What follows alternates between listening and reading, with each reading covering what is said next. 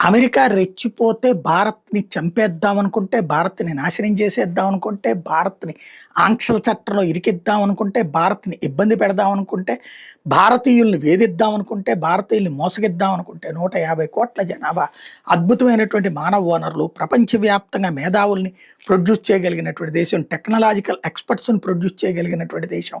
భారతీయులు ప్రపంచంలో 200 దేశాల్లో బ్రతుకుతున్నారంటే అది శారీరక శ్రమతో బ్రతికేటటువంటి వాళ్ళు, మానసిక శ్రమతో బతికేటటువంటి వాళ్ళు, విద్య, వైద్యం, ఉపాధి, ఉద్యోగం, హోటల్ రంగం, టూరిజం రంగం, ఇందు గలడందు లేడని సందేహం వాళ్ళదు, ఎందెందు వెదికినా అందే భారతీయుడు గలడన్నటువంటిది ప్రతి సెక్టార్‌లో ప్రపంచంలో భారతీయులు నడుస్తున్నారు. అందులో ఎదురు దెబ్బలు తినేవాళ్ళు ఉంటారు, ముందుకెళ్ళే వాళ్ళు ఉంటారు, నిలబడ్డ వాళ్ళు ఉంటారు, అద్భుతమైన సక్సెస్ అయినటువంటి వాళ్ళు ఉంటారు.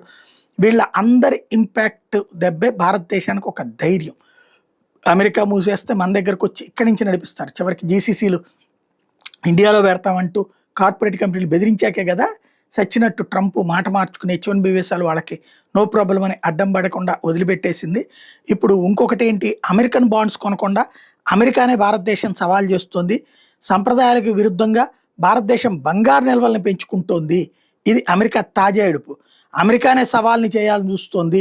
ఇది గతానికి భిన్నంగా తయారైపోయింది అంటూ భారత్ మీద పడి ఏడుస్తూ ప్రకటన చేసినటువంటి వాడు అమెరికా వాణిజ్య కార్యదర్శి హోవార్డ్ విలియం లుట్టి. దీన్ని బట్టి ఇక్కడ ఏం జరుగుతుందన్నది అర్థం చేసుకోవచ్చు.